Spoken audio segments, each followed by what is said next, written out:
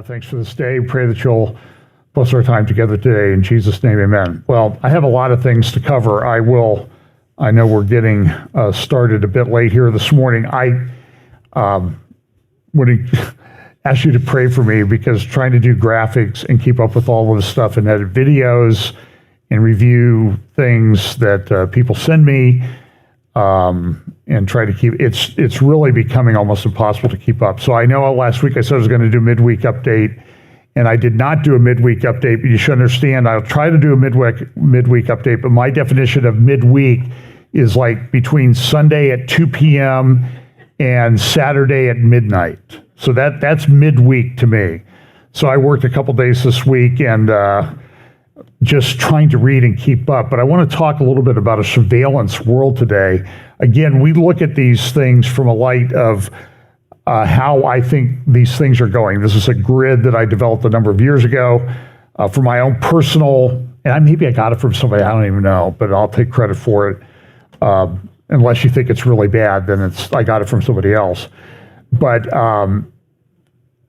one of the things we talk about when a lot of us who speak at conferences and people who write books and that type of thing, we get together and they talk about everything's happening so fast and everything's happening all at once. And so as I kind of listened to this, I kind of came up with this thing that there'd be an acceleration of things happening. And I think we can all agree that we see that happening. The world is moving very quickly. Sometimes I look back and I think like, I must have talked about that 3 weeks ago. No, I haven't even talked about it yet. It was something that happened on Tuesday, and so much has happened since then. It seems like time is both compressing and expanding. And then there's a convergence. There's so many things that are happening all at once, particularly when they have these ridiculous globalist meetings like the UN General Assembly, like they did with the whole thing on the Sustainable Development Goals. What I try to be is kind of a generalist. Then I also came up with a thing called logistics.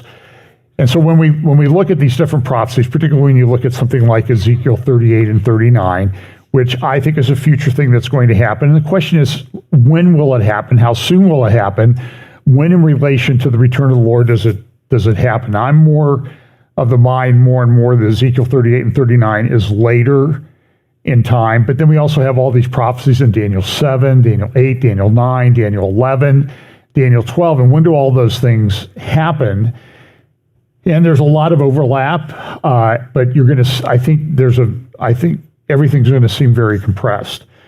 But there's a logistics. So when you look at the prophecy like Ezekiel 38 and 39, it talks about all of these different countries who come in alliance against Israel. So what you would want to see, you want to see those alliances forming. You would want to see major military powers involved in that alliance. You would also want to see somebody contrary, opposing the alliance. You would also look at Daniel chapter 11, where it talks about the king of the north and the king of the south, and they have a battle. They come against each other. How does that alignment take place? And what are the logistics? How do those things all come about to be ready to go at the same time? And I think we're seeing a lot of these things forming right now. But again, as we get closer, though, we'll have a little bit better understanding. And I don't think this is far off in the future. I think this is something that is starting to happen now, that as we're getting closer and closer to these things, we're going to have a little bit better understanding of timing and how they work out. Now, the difficult thing is how to balance the immediacy of how things seem to be happening, or that they will happen in the very near future, without getting into wild speculation.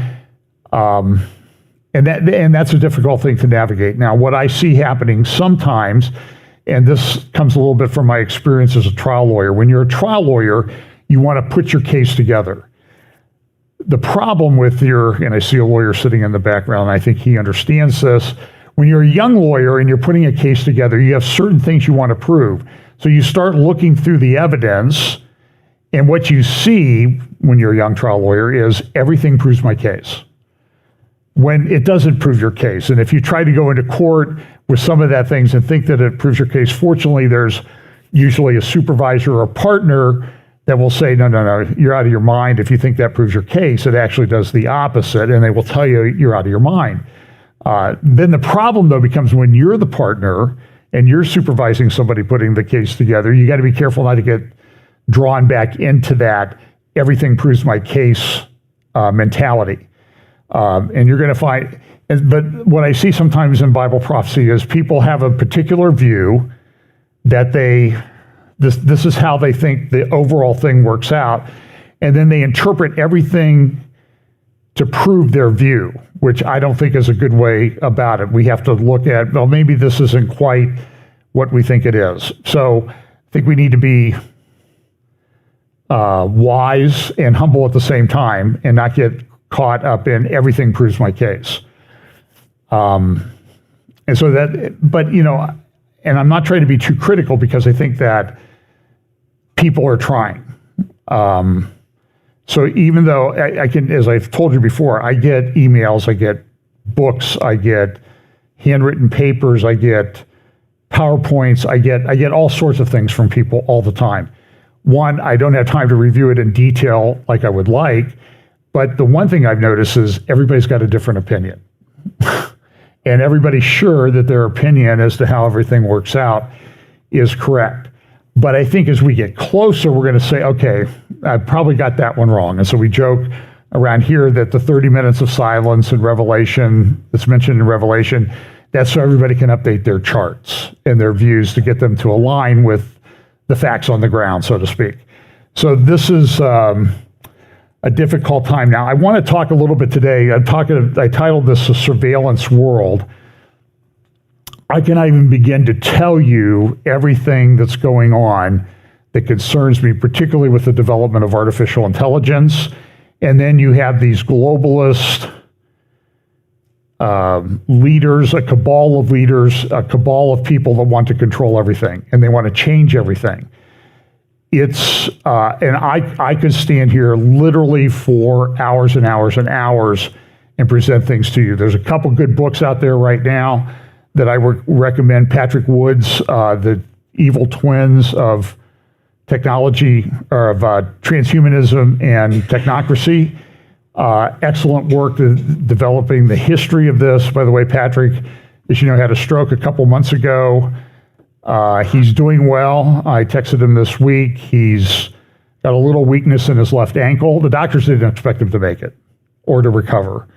And he's still going through some speech therapy, but he thinks he should be able to, he hopes to be ready to do some interviews again in about a month.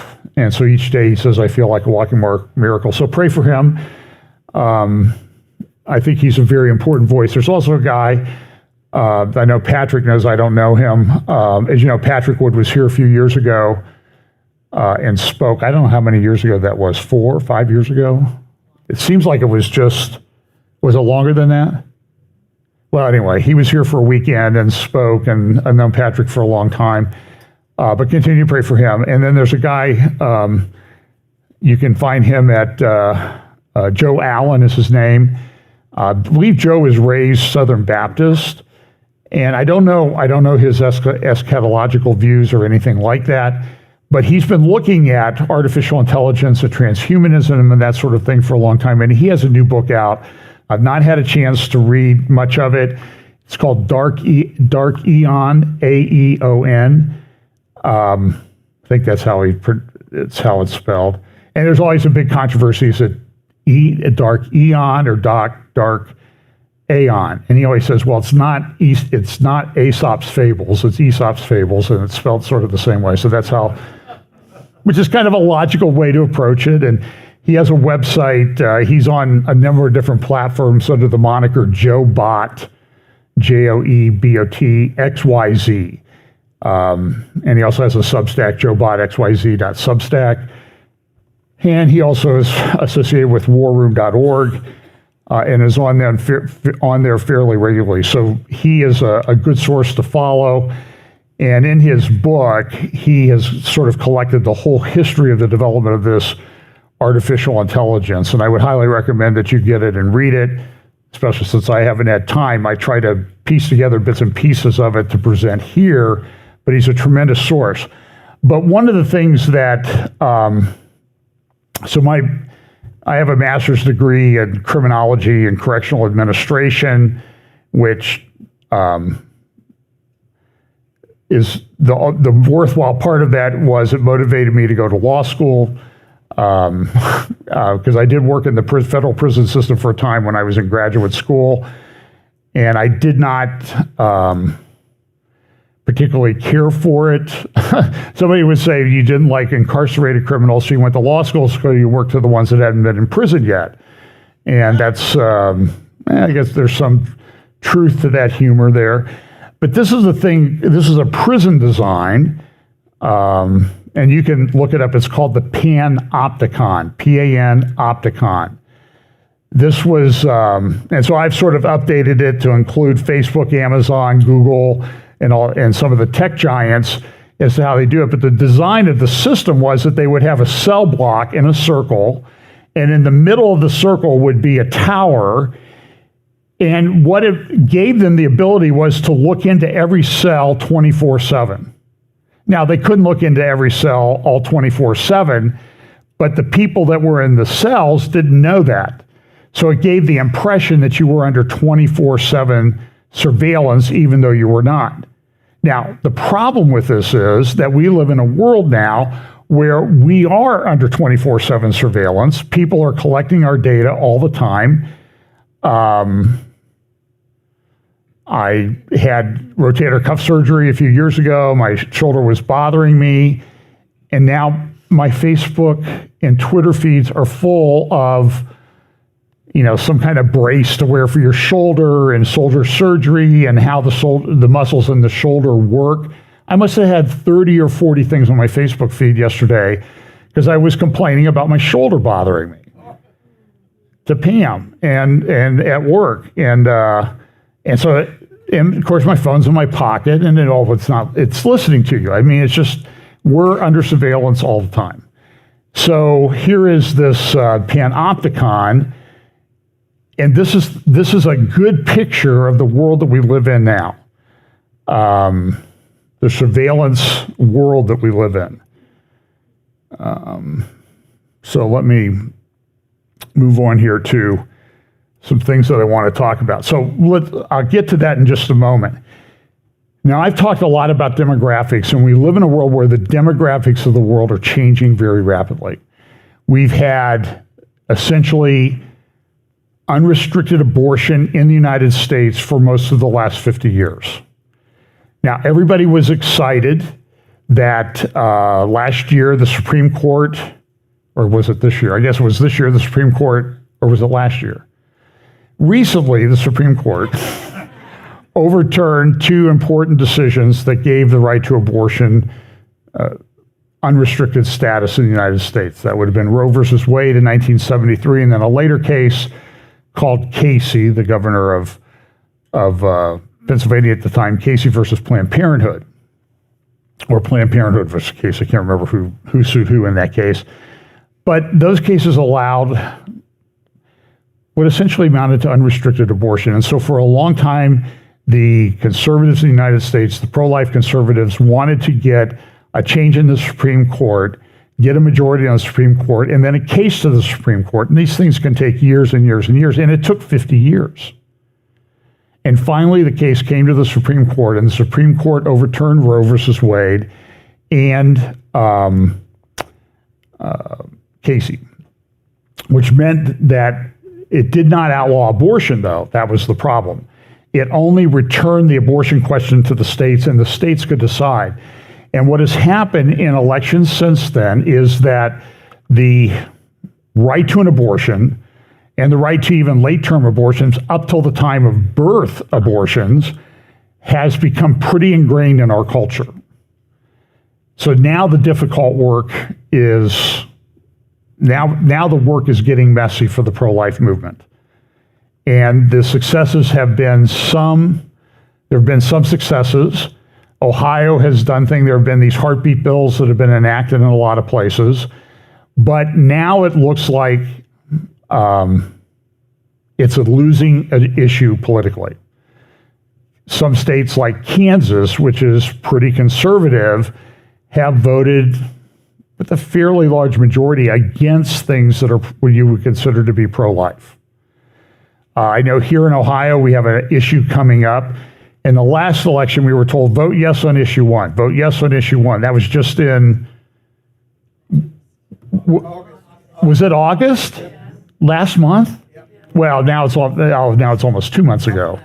So anyway, early August, we had an election, and we're going to vote no or vote yes on issue 1. And the reason we're going to vote yes on issue 1 because it was going to require a 60% majority vote to change the state constitution. Before that, it had just been one more than 50%, and you would be able to change the Constitution. And the reason that the Republicans pushed this through was because they suspected that pro-abortion groups were going to be pushing to undo abortion restrictions that have been enacted by the Ohio legislature. So that came to the voters, and I think it lost 60% to 40%. It was the voting no on issue 1 won what they wanted to do, which was keep the smaller majority, the bare majority, to change the state constitution. Now behind that, so here that just was voted on in early August, and now here we come in November, there's going to be another issue 1 on the ballot, and now if you support the right to life and you're against abortion, then you should vote no on the next issue 1. And so it's a little bit confusing. And so we'll see how this goes. And you see people, they're sticking their finger to the wind. And let's be honest, President Trump has done this. In some of the interviews that he's done, he's been very critical of these abortion heartbeat bills that were enacted. He doesn't like them. And so he's losing a lot of support among people in the pro-life community. He's a politician, and he's making the decision that this is a losing issue, and that if you do this, they're going to come after you with everything that they got. And if you're for, severe restrictions on abortion, like heartbeat bills, as soon as you hear a heartbeat, which is 6 weeks after conception, you can't have an abortion. He's trying. I think I'm trying to think. I want to say I'm trying to think like he's thinking, but he is thinking that, look, we need to have. We want to win, and we're not going to win if we're hardcore on the issue of abortion. That's just, he's a politician, and that's the political calculus that he's made. And I would say that you're probably going to find almost all of the Republican politicians are going to make that particular calculus, because they view it as a losing issue, because we've had 50 years of indoctrination in our country against this.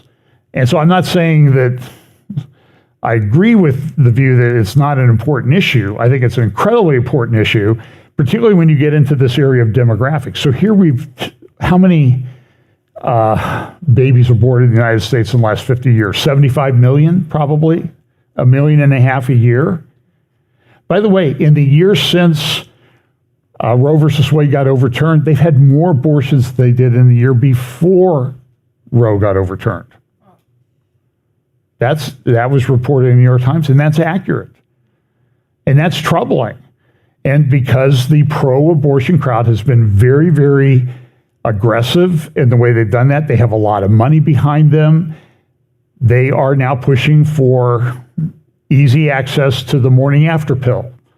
And you can get that by mail order.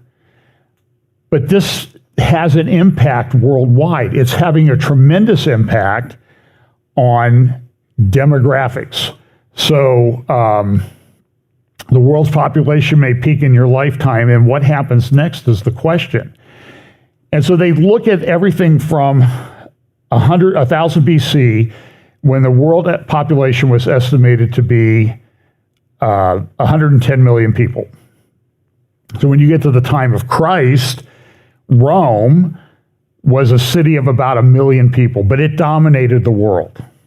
And it's interesting, I think that today, a really committed city of about 1 million people could dominate the world, even though some of the cities of the world, like Tokyo, probably have populations in excess of 30 million people now? Have you ever seen a like a near, not a satellite picture, but closer than a satellite picture of Tokyo. It's unbelievable, the density of the population there. And there's many cities like this. With the growth of demographics, by the way, and this is kind of hard to grasp, is that some places the population is declining and will decline very, very rapidly, but other places, at least right now, have high birth rates like Africa. So I was reading an article a number of years ago. They estimate, and this is where I always get in trouble, by 2100. Now, oh, you think we'll be right? No, I'm just saying is if you plot things out to 2100, you can make some predictions as to how the world might look. And those articles say that the population of about 4 or 5 cities in Africa will be close to 100 million people each. And Africa will explode because their birth rate is still very high. Europe, Russia, Ukraine, China, Japan, and now the United States, and a lot of the West, we're in a decline. So they're looking at the world population now is about 8 billion people. So that's so it took all that time, but look at how it's grown just in the last 100 years. It's gone up about 4 times. Now they think that it might go up to, I forget, this is 2085, 10 billion people. I don't think it's going to get there. First of all, I don't think we're going to be around, but we're already seeing massive decline in a number of countries. In China, they're at the point where within a generation, they could be roughly half the size they are now. 1.4 billion to 700 million.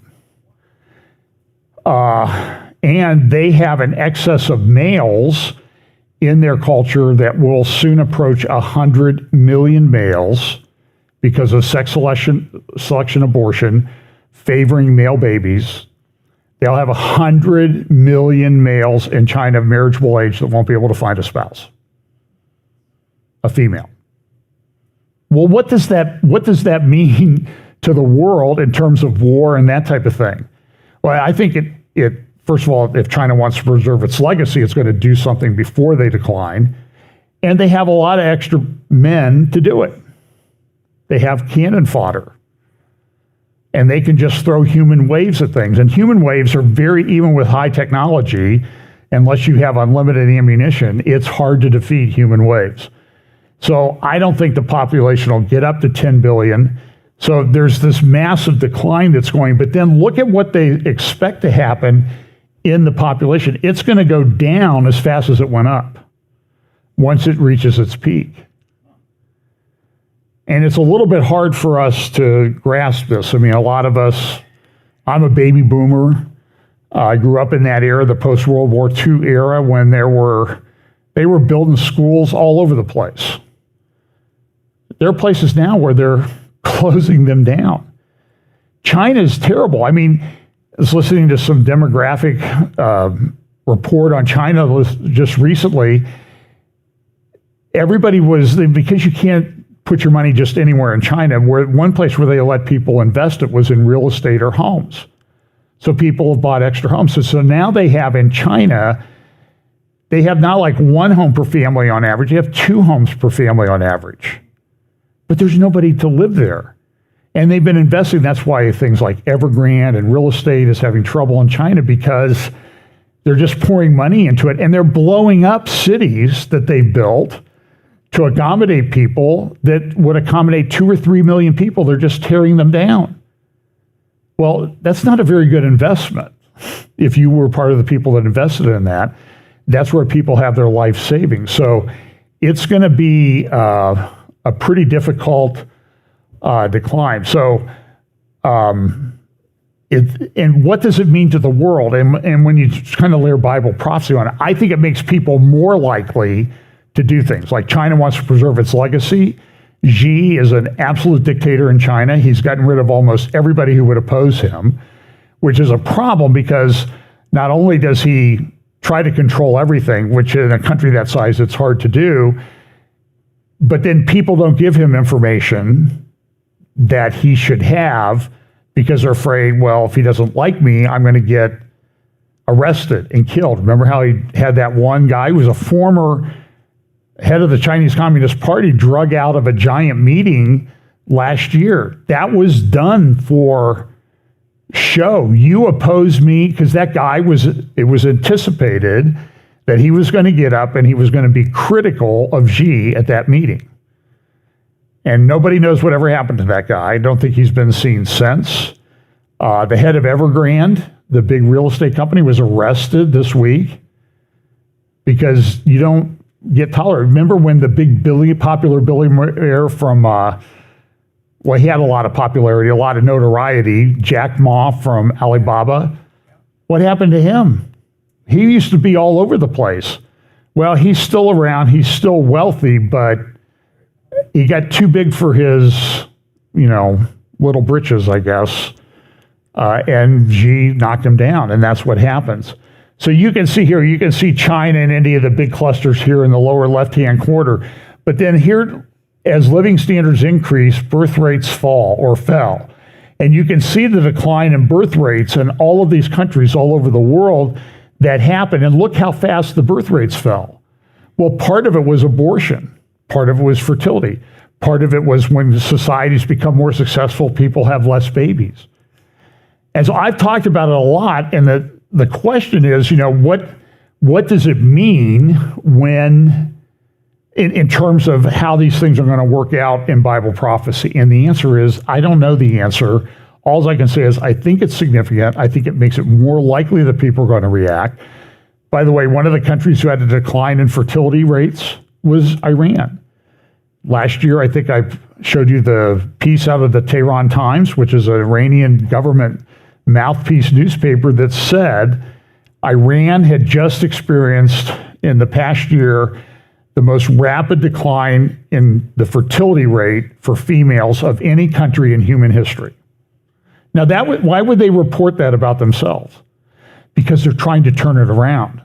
The government doesn't think that's a good thing. And so there are all these people like, oh, well, don't talk about peak China and we're on the decline in China. They'll turn it around.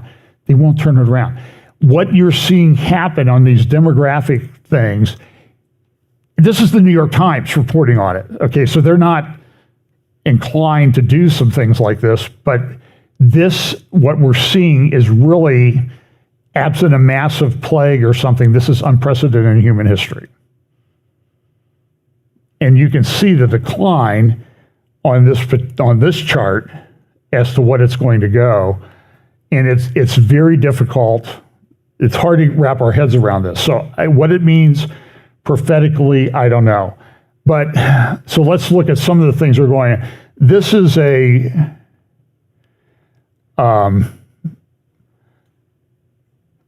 recent meeting. I think this was an Arab meeting. I think those are all Arab countries or Islamic countries. But what do you see in that picture? You see that stupid circle of multicolors that represents the Sustainable Development Goals of the United Nations. There are 17. By the way, the Palestinians proposed an 18th one back in 2018, which says essentially get rid of Israel, get Israel off our backs.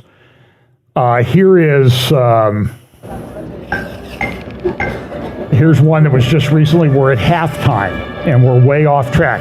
So we have 7 years to get to our goals. Only 15% are on track. Nonprofit leaders are using the power of AI, though, to create bold solutions. And there's that stupid wheel you're going to see. 30% of some Indian farmers' crops are destroyed by pests. With AI, they can get the advice they need to save them in a few seconds. Now with AI, we can actually pinpoint which women out of the thousands to pick up so that our health workers can reach out to them and help them access the service better.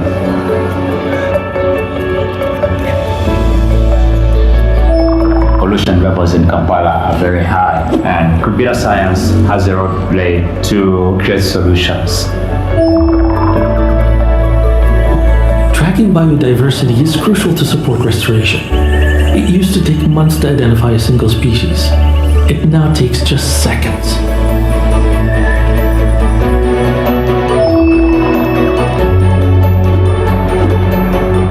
Using AI, we can integrate census data, poverty data, and disaster data so we can target the areas with the highest need.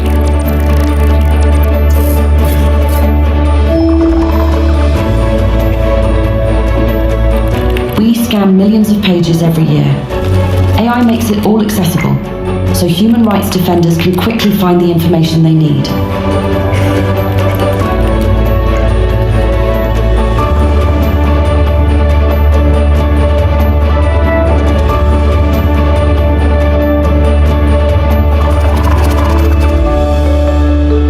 So you see the imagery that they're using. This is UN, it's Globalist. They've just had this big meeting in New York where a big part of it was the Sustainable Development Goals, in addition to allowing everybody to come and all the political leaders of the world and non-political leaders come and give their little speeches about what's going on. Now, what you're going to see soon here is you're going to see a lot over the next month, and I hope to cover this somewhat.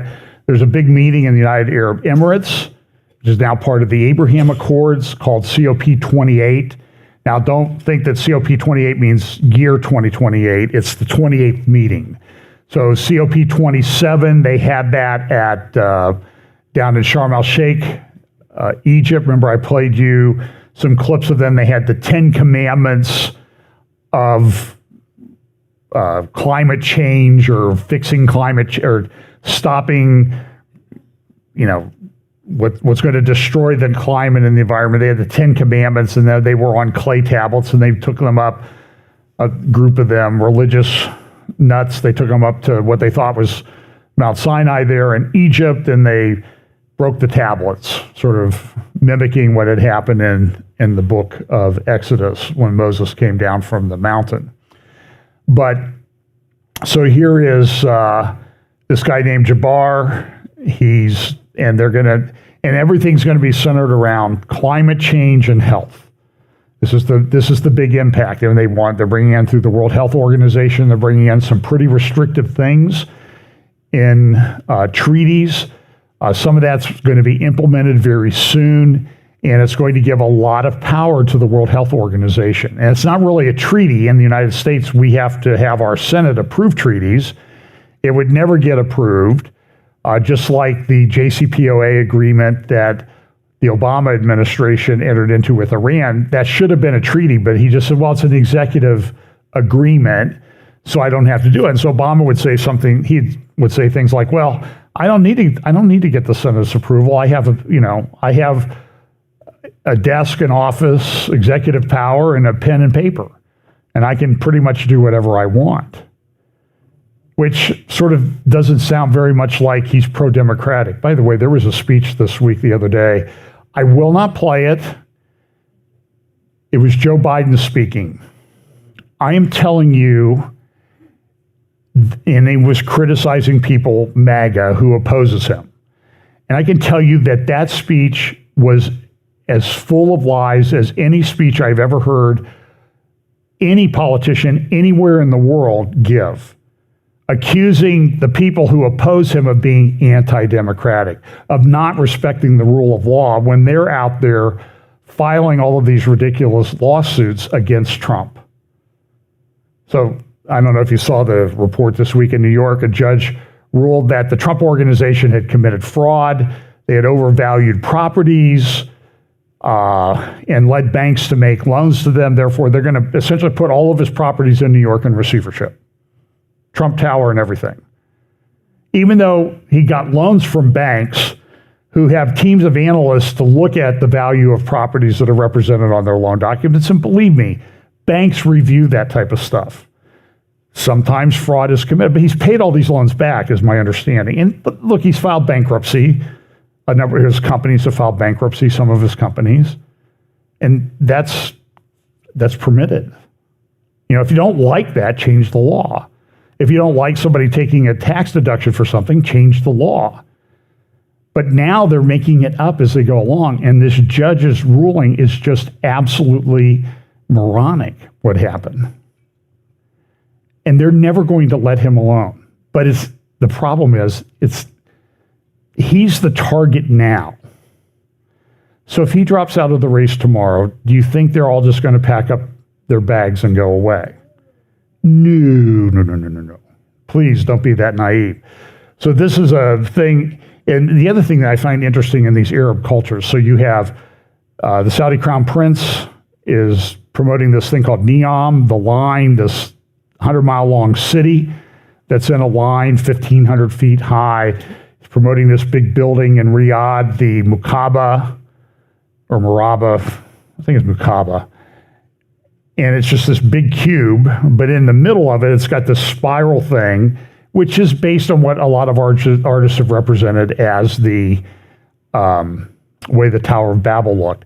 And then this is the circular thing is the Museum of the Future in Dubai in the United Arab Emirates. So that's where they're going to have these countdowns to the Climate 28 thing. The other thing that's happening is that the UN and Globalist and all these different organizations are setting up these control organizations. So here is this one, our Common Agenda Policy Brief 8, Information Integrity on Digital Platforms. So they're concerned that they're not controlling everything on the message, that there are people out there presenting alternative views, which instead of calling them alternative views, we would call them facts, because they have this agenda that they're trying to shove down everybody's throat, and it's based on control. And again, what do you see down here in the bottom? You see that Sustainable Development Goals wheel. And so here's the introductory thing, talking about digital platforms and that type of thing. And it says here, it has become clear that business as usual is not an option. We've got to control disinformation, misinformation, malinformation. Remember we had that lady, Nina Jankowicz, commonly referred to as Scary Poppins, who was doing those show. She was actually pretty talented on the show tunes thing, but she was wacko. But here, this is like from the United Nations, and you see the wheel there again. We are people and planet. We are people and planet. We're going to the future.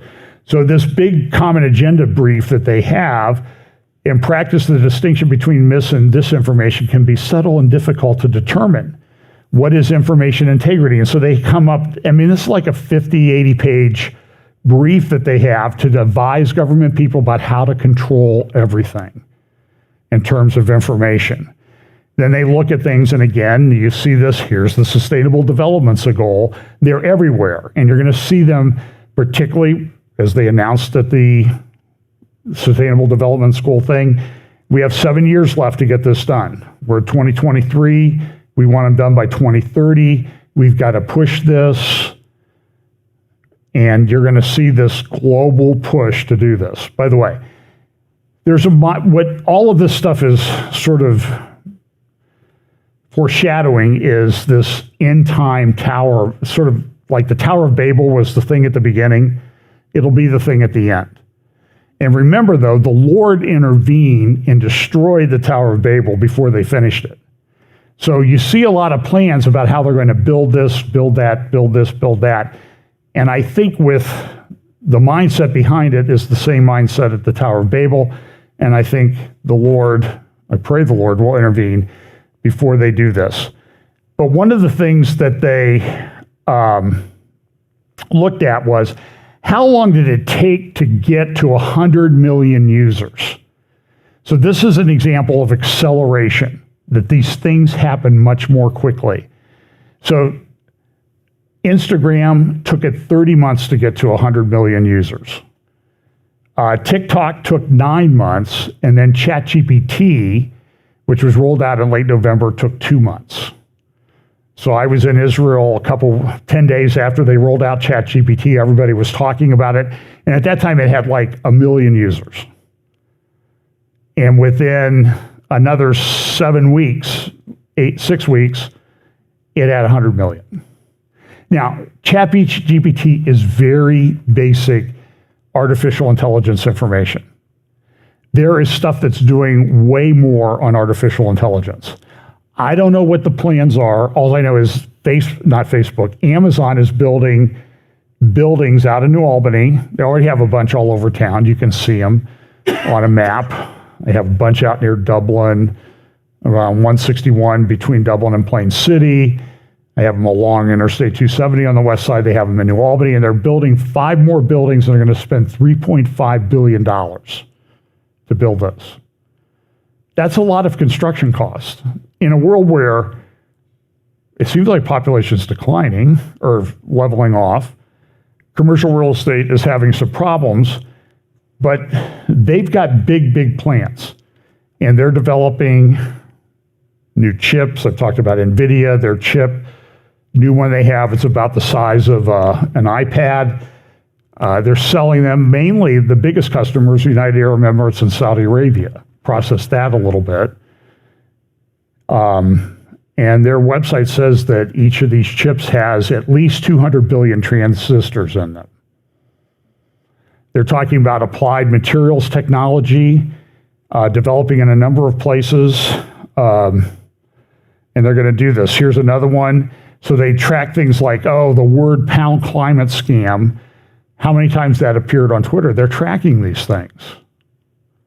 They have government, non-government organizations, NGOs, that are doing these tracking things, and then they're giving the information to the government so the government can control what people are saying and seeing on these various social media platforms. Here's another one. This is from the Daily Mail.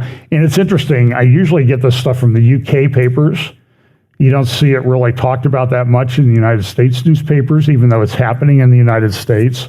So check out Daily Mail. It's I'd call it center-left, more to left-leaning organization, but I read that. I read the Times, Guardian, the Times of London, Financial Times, because it seems like you get a little bit more information there than you do in the pages of the New York Times, which I also read. In the New York Times, they have an opinion page. It's just not, they think it's only limited to a few pages in the paper. It's actually limited to the whole paper pretty much is opinion with a few facts shown in. You got to find them. But look at this. CIA is set to roll out its own version of ChatGPT to try and comb the internet for useful clues and potential security threats. And who do you think they're viewing as potential problems? You people, us, me. And it's concerning. And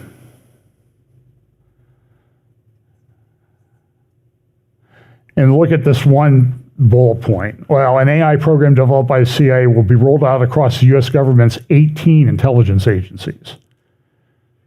And I'm not sure why they call them intelligence agencies, because that seems to be a little bit of a misnamed or misnomer.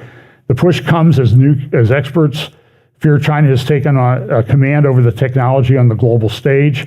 And despite fears that AI is not fully understood, the CIA's AI boss, say that 5 times real fast, CIA's AI boss, Randy Nixon, said it could grow with no limitations other than how much things cost. And this is a concern. I mean, it's growing very, very quickly. The CIA's open source enterprise division developed the tech, which is rolling out. Randy Nixon said this: we've gone from newspapers and radios to newspapers and television, to newspapers and cable television, to basic internet, to big data, and it just keeps going. Nixon noted that analyzing the level of data across the web is a significant challenge that the AA program would help handle, adding, we have to find the needles in the needle field. The push to add artificial intelligence to the U.S. military and intelligence apparatus comes amid mounting pressure to compete with China's advancing potency on the world stage. And you're going to see this a lot. And the AI thing is very concerning. Go back last week, I played some clips of a discussion that Elon Musk, Max Tegmark, and Brockman and Benjamin Netanyahu had in San Francisco or Silicon Valley on the 18th, 2 weeks ago. Tomorrow will be 2 weeks since they had that discussion. Go find it on the internet. It's about 53 minutes long. You should listen to it. Remember, that's the one where Elon Musk said, well, where do you think this is going? Well, I think that AI is really creating heaven. You won't have to work. You'll have a universal basic income. Oh, well, you'll have a high universal basic income. And, we don't like to work anyway. And He referred to himself as the unofficial president of the United States because the tech companies have a lot of power.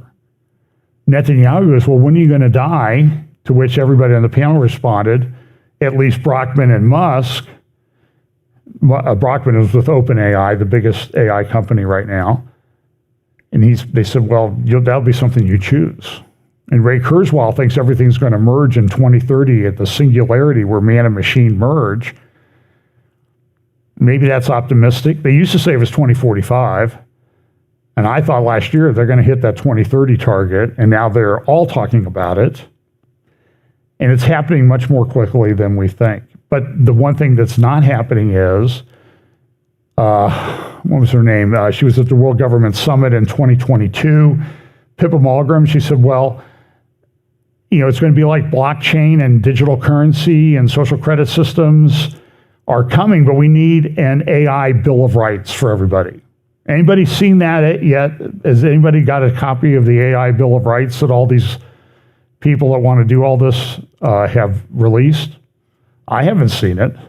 I try to look for it.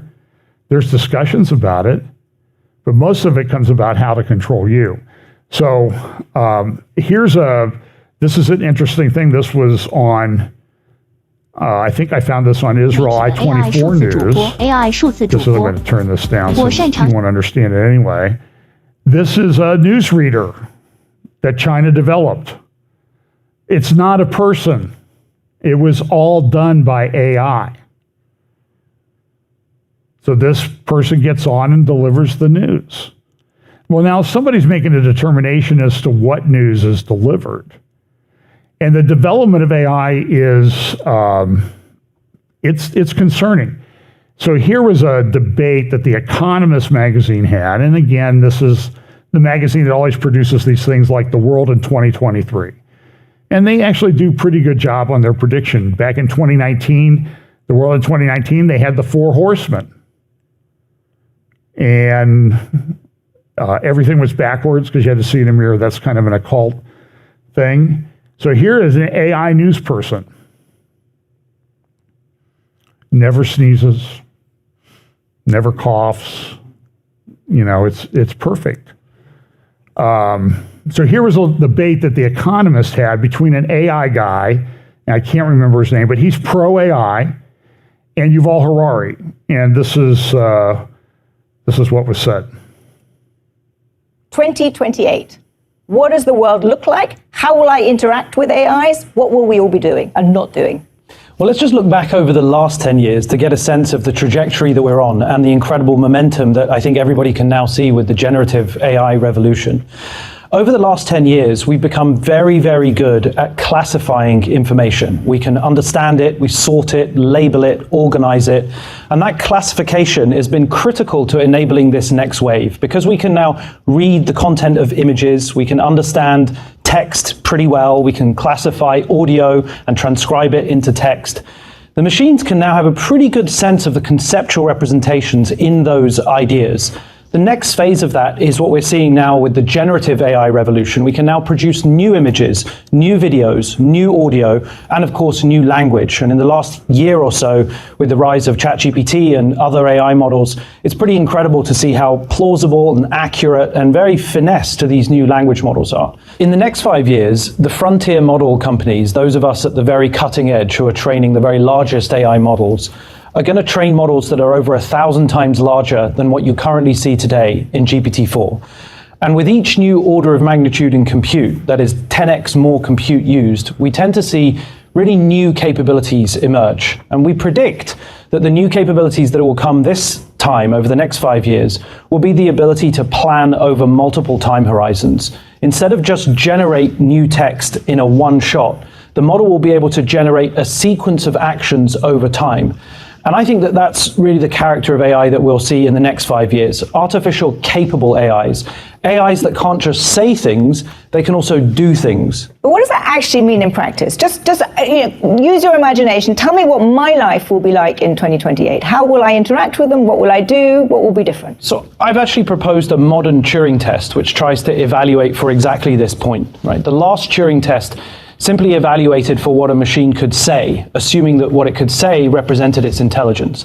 Now that we're kind of approaching that moment where these AI models are pretty good, arguably they've passed the Turing test, or maybe they will in the next few years.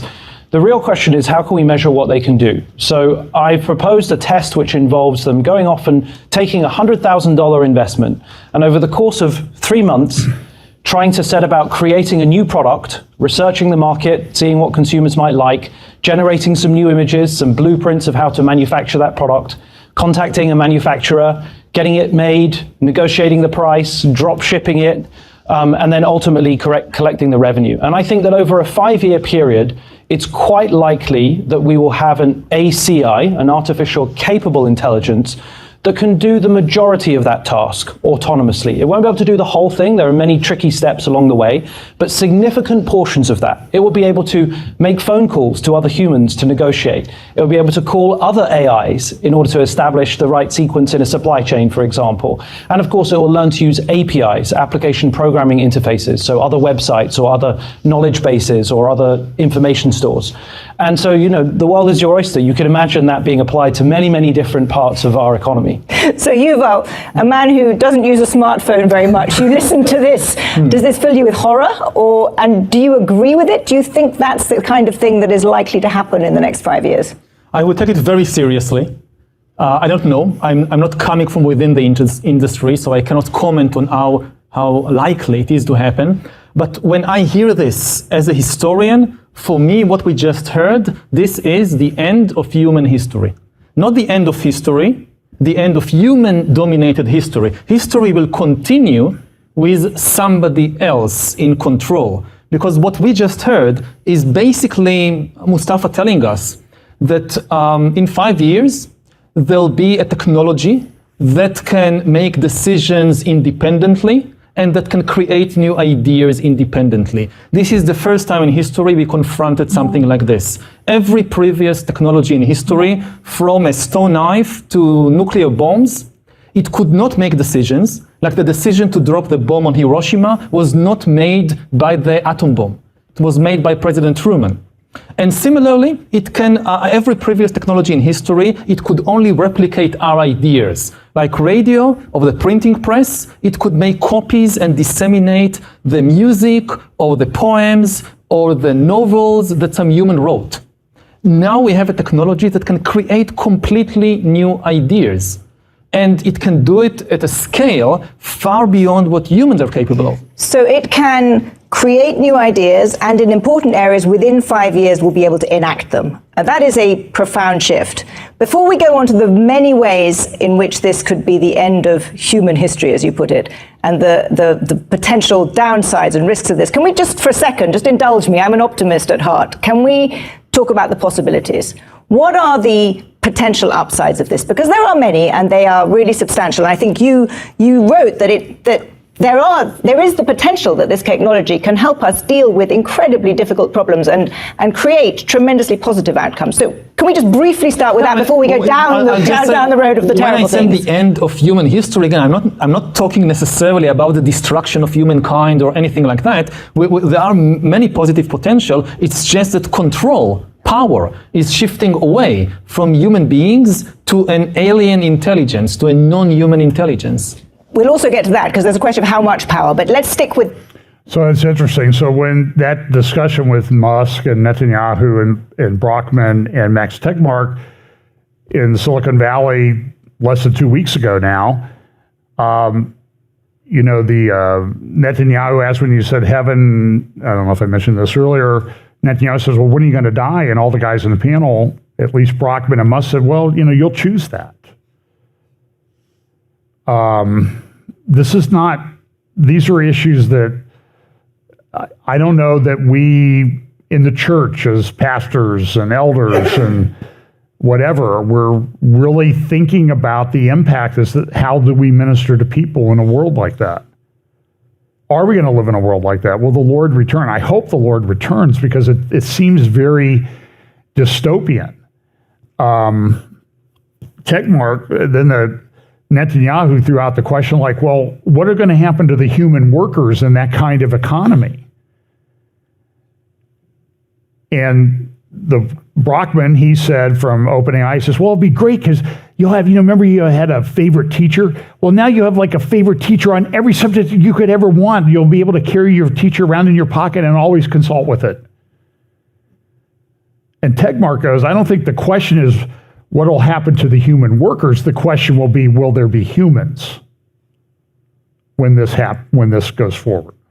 And that's a legitimate question. So I give him credit for that. So I mentioned this. So talk about the economy just briefly. Evergrande's under major investigation in China.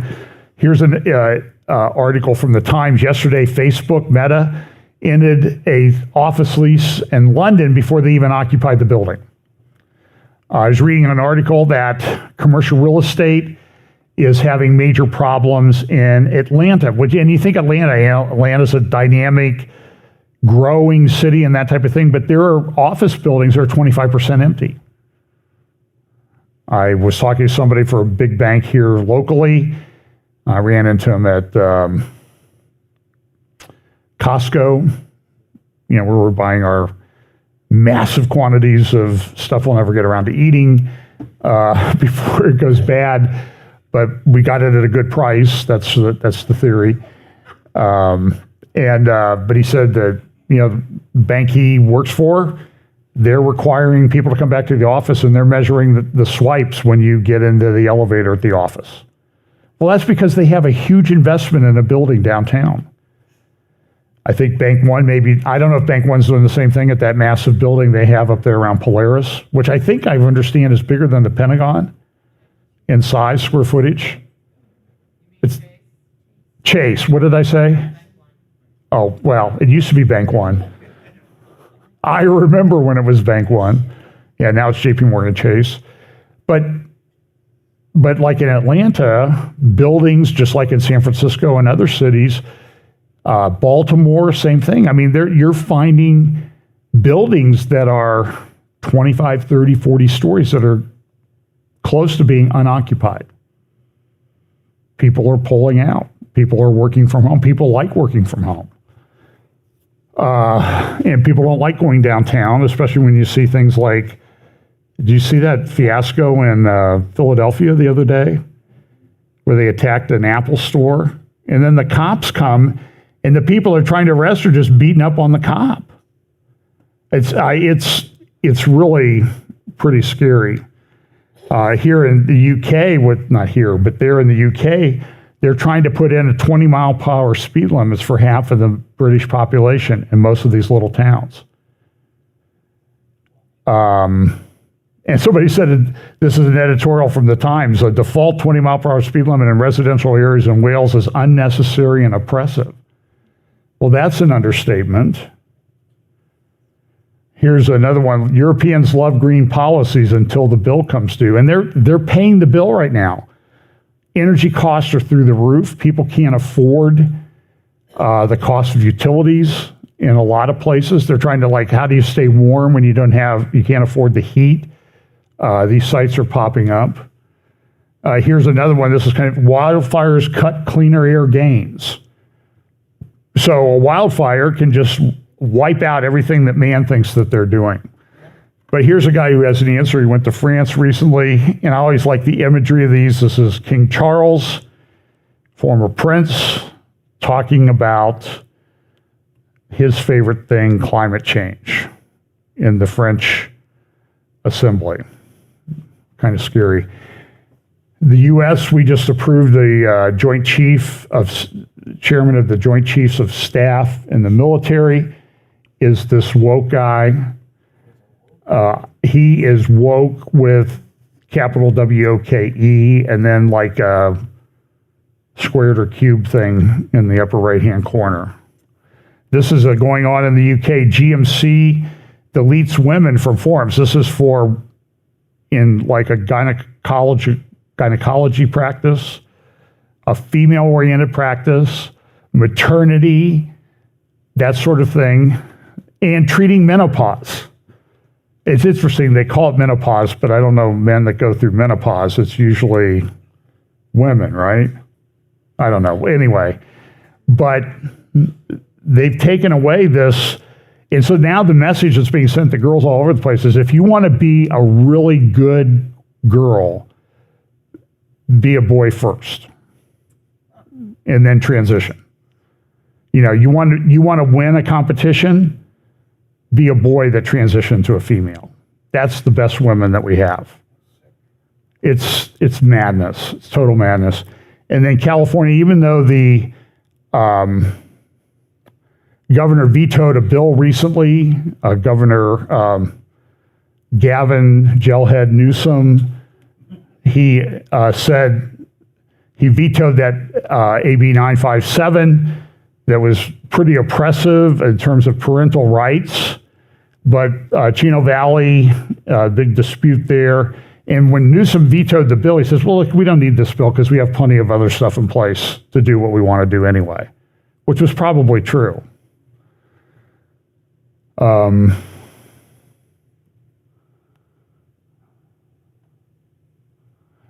This is an editorial in the New York Times last week. Why have conservatives gone after trans rights like this? I mean, do you really need the answer? Do you really have to ask that question? Because it's insane. Go look up and read what a transition surgery from female to male has to do to a body. It's unbelievable. I mean, don't be eating or having eaten recently. It'll make you sick to your stomach. Go read what puberty blockers do to a female body or a male body when they're trying to go through puberty. And they act like, oh, this, you know, we just stop it and reverse it when we want. You can't. You're ruining these kids. And the whole scientific establishment seems to be in favor of it. And so this person, a professor of English at Barnard College and a vice president of PEN America, I don't know what that is, but she's like, well, why are conservatives doing this? Maybe we care about people. You can't even consider that. It's just and then this is from the National Post in Canada just yesterday. Trans surgery on teens under 18 is rising. And what have conservatives been saying? It's happening more and more often. And what did the people that were doing it say? Well, it's a one-off. It rarely happens. So then what did they do? Well, they got caught, so they went out and changed their websites. But always look up archive.org. You can find a lot of this stuff going on. So let's see. Good article from Spiked. Anyone can be a hate crime laws. Got this a little bit off of Patrick Wood's website. Actually, an article that he wrote that links to this Technocracy study course. This Technocracy study course was from Columbia or in New York in 1933. So you need to keep that in mind. 1933. And look at what it says. An outline of those elements of science and technology essential to an understanding of our social mechanism, an analysis of the price system, technocracy, social synthesis. So they wanted to control everything. They thought, we're scientists, we're smarter than politicians, we need to do that. And later in the article, it has a thing called the Continental Control. The Continental Director, as the name implies, is the chief executive of the entire social mechanism.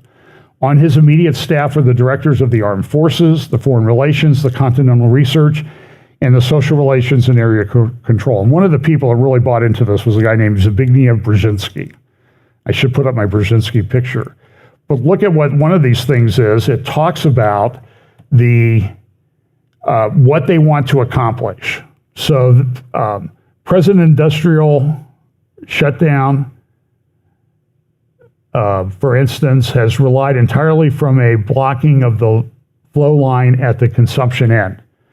And they said, well, how are we going to control this? And so here's what they want to do. Register on a continuous 24-hour period basis the total net conversion of energy, which would determine the availability of energy for continental plant construction and maintenance, on and on. Number two, by means of registration of energy converted and consumed, make possible a balanced load. This is from the 1930s. So they've been at this for a very, very long time. Number 4, provide a specific registration of the type, kind, etc. of all goods and services, where produced and where used. Provide a specific registration of the consumption of each individual, plus a record and description of the individual. Does this sound like something that they're trying to actually implement now? Now they have the technology to be able to do it. That's that CIA article. Okay. The other thing that you're seeing, this is an article written, you can get this at Technocracy News, Digital Public Infrastructure for One Earth, One Family, and One Future. This was talked about the G20, I mentioned this. Big publication, Digital Public Infrastructure. What do you see? Sustainable Development Goals again. And they have the DPI project. So this is what they're doing. They're calling it, to kind of get away from the bad association with what people have been complaining about, they're going to call it digital public infrastructure. Okay, a playbook, unbundling DPI. And it goes through and it talks about how we're going to do this. We're going to get, what's one of the things here? Digital identity, digital payments, consent-based data sharing. So that's what they want to do. And then here come the Sustainable Development Goals. How have countries progressed towards the SDGs by adopting the DPI approach? Well, here's one: no poverty, good health and well-being by introducing systems to enroll, schedule, and track doctor visits, medicines, and vaccinations to support existing health infrastructure. And then reduced inequalities, DEI, diversity, equity, and inclusion. It's all over the place. And again, here's your digital identity and these type of things. And so they have this whole big playbook about how they're going to do this. So let me talk real briefly about. So Russia's been very busy recently.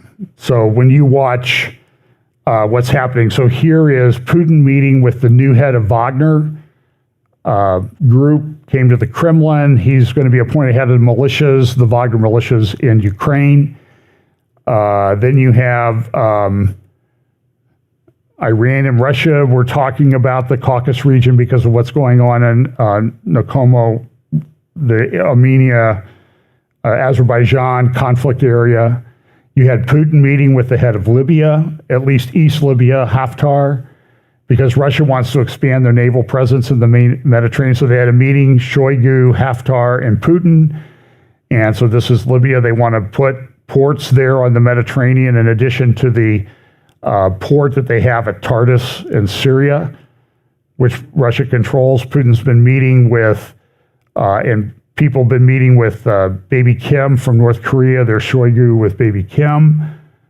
Russia and Saudis have agreed to cuts. Have you noticed the price of gas and oil has gone up a little bit? Fortunately, we have that new sheet station over on 23, which is kind of holding things down in our area here. But out in California, they're paying like $6.60, $6.70, $7 a gallon for gas.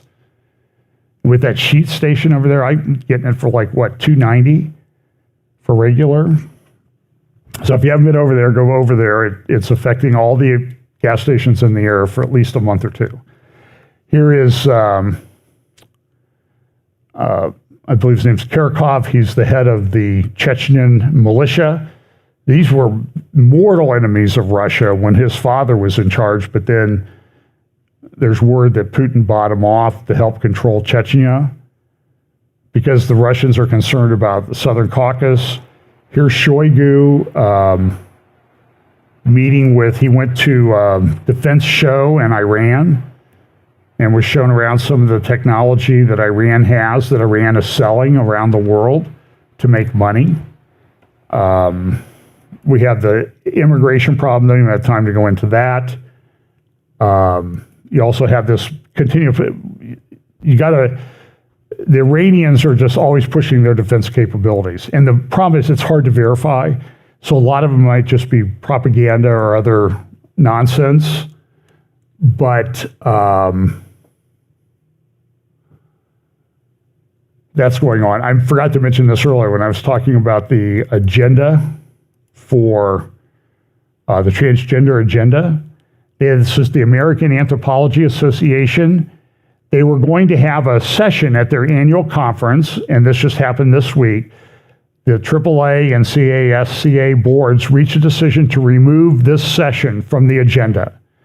Let's talk about sex, baby. Why biological sex remains a necessary analytic category in anthropology from that program. The decision was based on an extensive consultation, was reached in the spirit of respect for our values in order to ensure the safety and dignity of all of our members, as well as the scientific integrity of the program. By the way, if you're defending the scientific integrity of a scientific program, you're lying.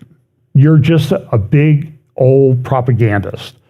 The first ethical principle in AAA's principles of professional responsibility is to do no harm. The session was rejected because it relied on assumptions that run contrary to the settled science in our discipline, framed in ways that do harm to vulnerable members of our community. It commits one of the cardinal sins of scholarship. It assumes the truth of the proposition that it sets out to prove.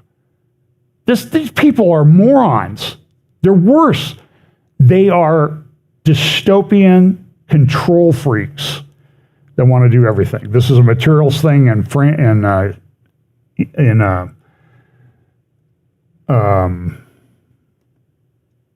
Galilee to try to develop superconductors, which I don't know that they need all that, because one of the things that they're doing is the algorithms are growing exponentially effective.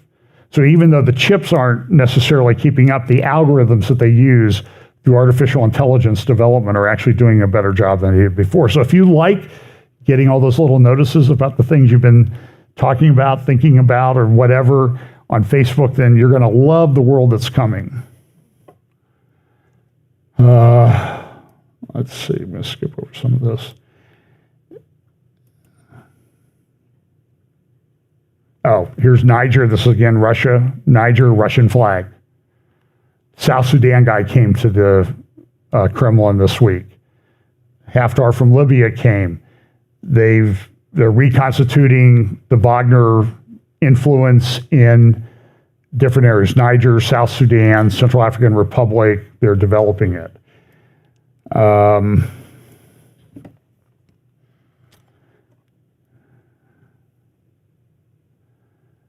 So this is, I could talk about Ukraine for a long time, but I don't know that it's necessarily relevant to Bible prophecy other than that it's a big war. And here's Biden offering advanced missiles to Kyiv, which may escalate things. And there's a legitimate concern about nuclear war. Russia keeps talking about it. Ukraine keeps fighting back. Russia doesn't like that. I think they've used artificial intelligence. Here's a map.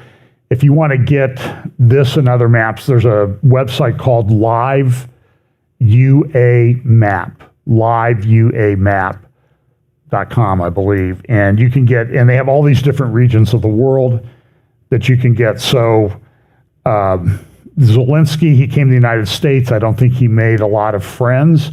I think support is waning. And then he goes back and he does this ridiculous thing. He says, well, I think that Marie Abramovich should be an ambassador for Ukraine. This lady is an artistic wacko.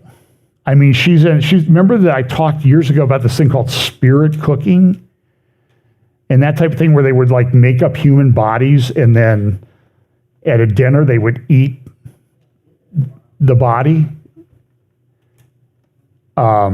You probably suppressed it in your memory, but I did talk about it. And it's, so here's, so she's this artist that this was from the Telegraph.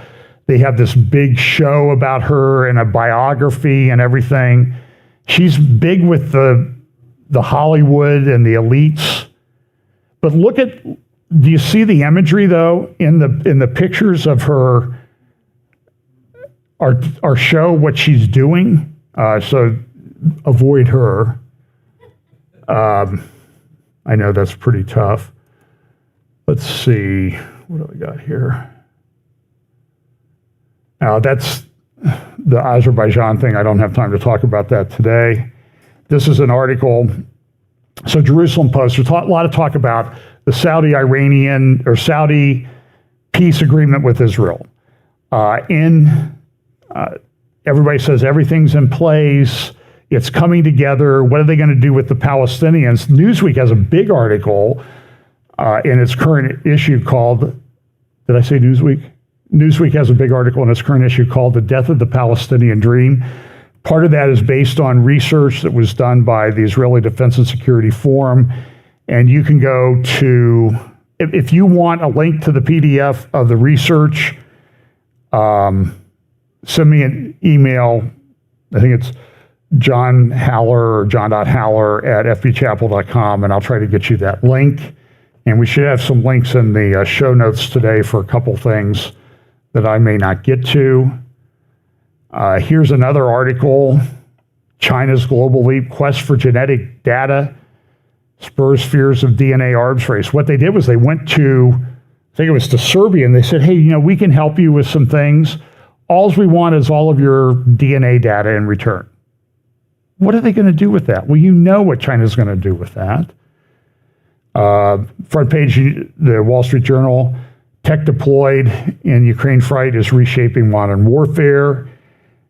Here is a report. So this is Iran. They had a military parade the other day it was either to memorialize the beginning or end of the Iraq-Iran war back in the 1980s.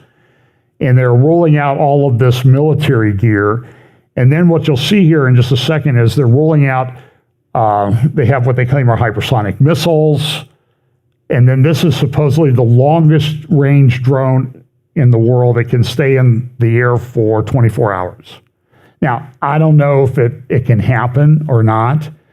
The other thing that they did, this was on the front page of the Tehran Times recently, they launched a satellite system, NOR-3, which has a lot of surveillance capabilities. They got it into orbit, and who knows what use they're going to be making of that. But that's their thing. Here's another video of them rolling out this missile as they take it out to the launch site.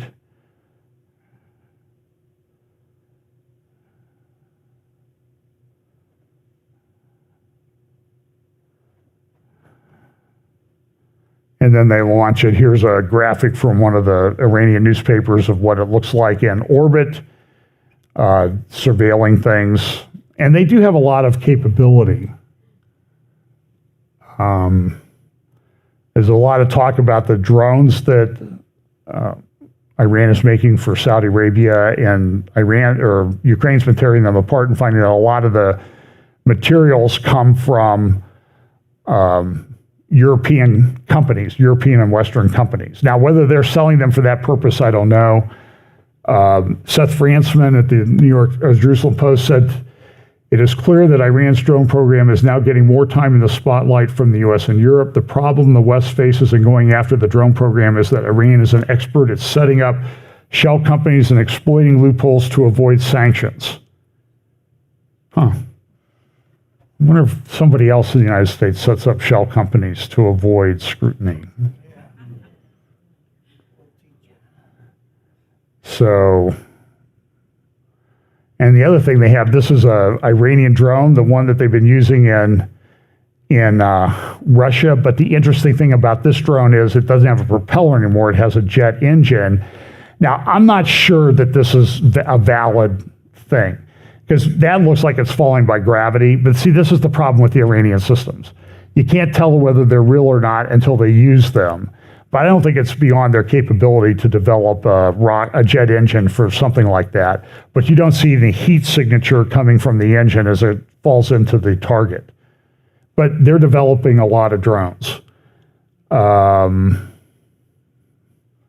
they've stolen some of our technology. So I got...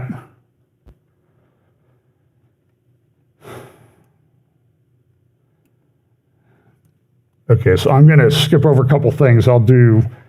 If I have time, I'll do a midweek update. Here's a little clip of Netanyahu speaking at the UN I didn't get a chance to play this last week. This is just a couple minutes. Listen to what he says in his speech about Iran.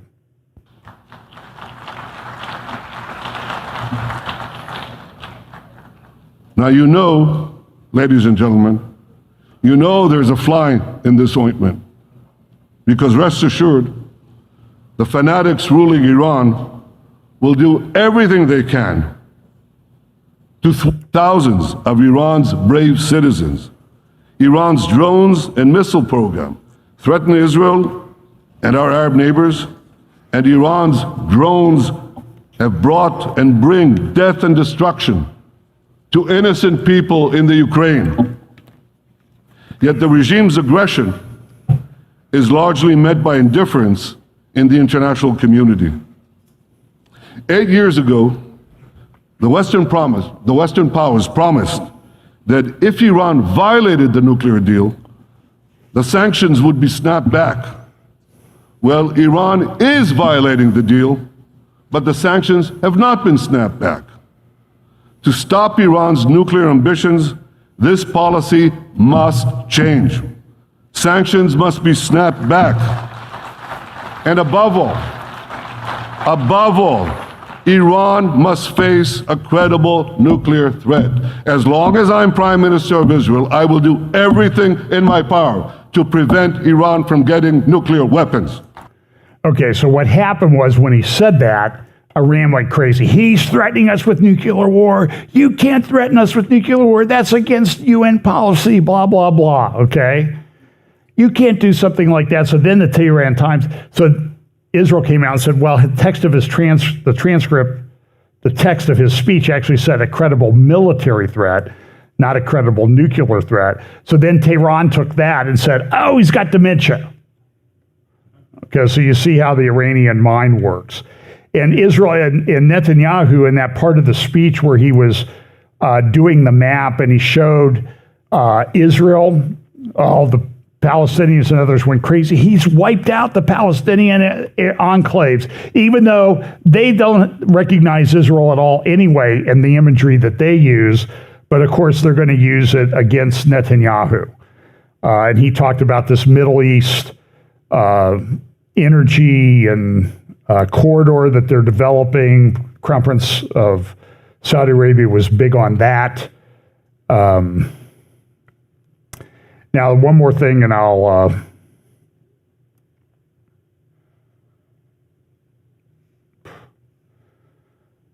I don't have one more thing. I have 10 more things, but I'll limit it to one. So this is Caroline Glick, but Caroline's not the only one that wrote about it this week. Her column, What Iran's Penetration of Washington Means. This came out in a thing called Semaphore publication. There were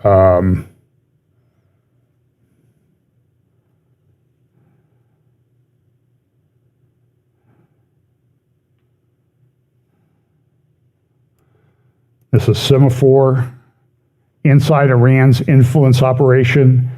The Atlantic Magazine wrote about it in an extensive article. Caroline Glick wrote about it. Seth Frantzman of the Jerusalem Post wrote about it. Caroline's article is JNS. And there's also a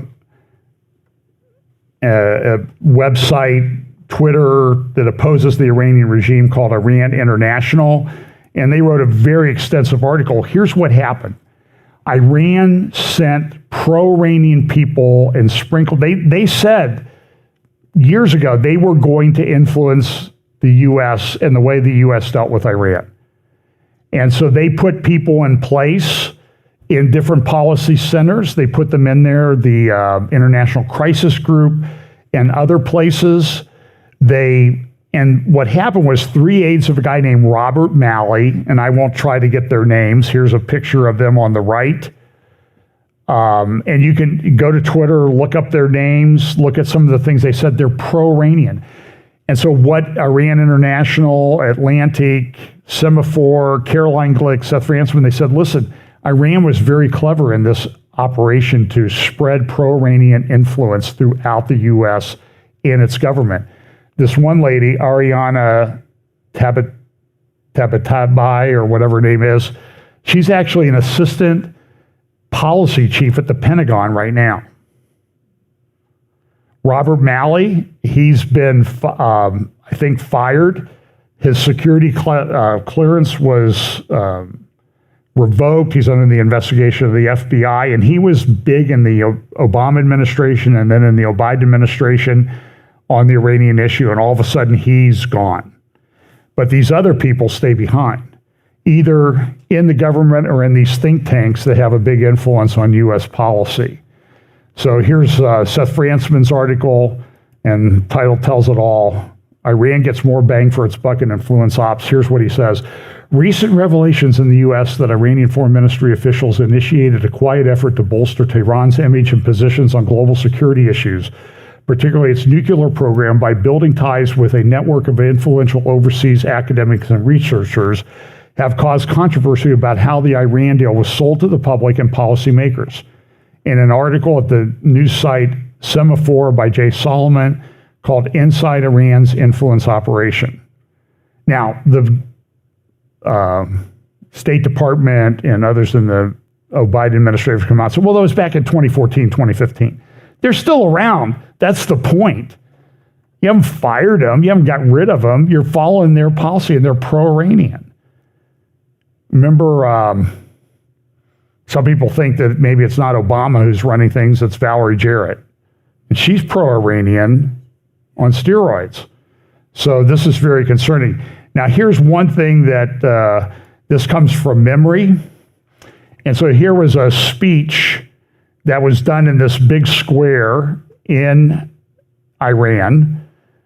Iranian Armed Forces Chief of Staff General Mohammad Bagheri delivered a speech while soldiers stand in formation over this surface, which is blazoned with this statement that Israel should be erased.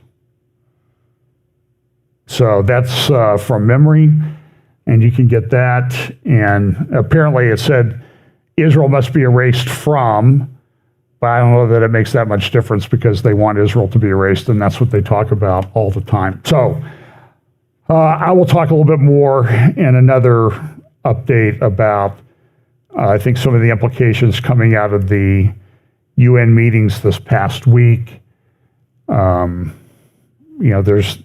Tehran is just all over everything. They've got more missiles. This is the General Soleimani missiles, ballistic missiles. They came out and said, oh, I'll finish with this. U.S. admits Iran's not seeking nukes.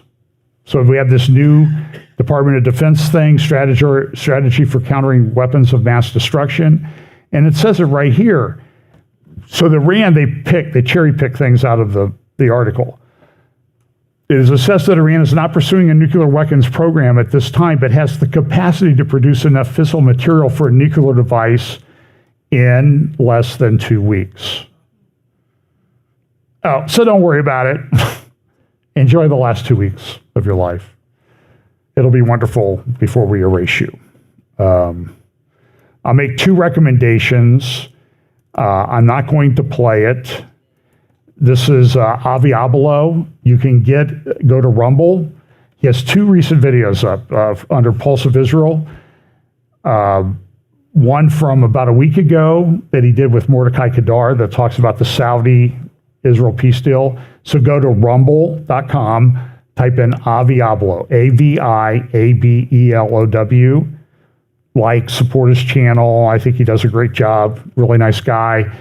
And then just published this morning, I think he did an interview with Caroline Glick, who I think does a very good job. I know people disagree with her, but believe me, if you ever look at her Twitter feed and she makes a statement and the vitriol that comes her way is just, it's unbelievable. It's unbelievable. So they talk about judicial reform and some of the things that are going on with Netanyahu. So you can see that, particularly the first 30 minutes or so of that, I think is very informative about this. I was going to play about a 10-minute clip, but we are over time. So crazy world. A lot of things happening, Middle East. I think so much of this relates to Bible prophecy. Mark of the beast technology, control, rumors of war, all of the birth pangs. I think all of these things are in play right now. So get your hearts prepared spiritually and also prepare yourself physically, because I think that we have some potentially rough days ahead. So let's pray. Lord, thanks for your word. We pray that you will bless us this week, give us wisdom, and infuse us with your Holy Spirit so that we can act wisely in these days and always use and look for opportunities to share the gospel of Jesus Christ with those around us. Bless us this week in Jesus' name. Amen.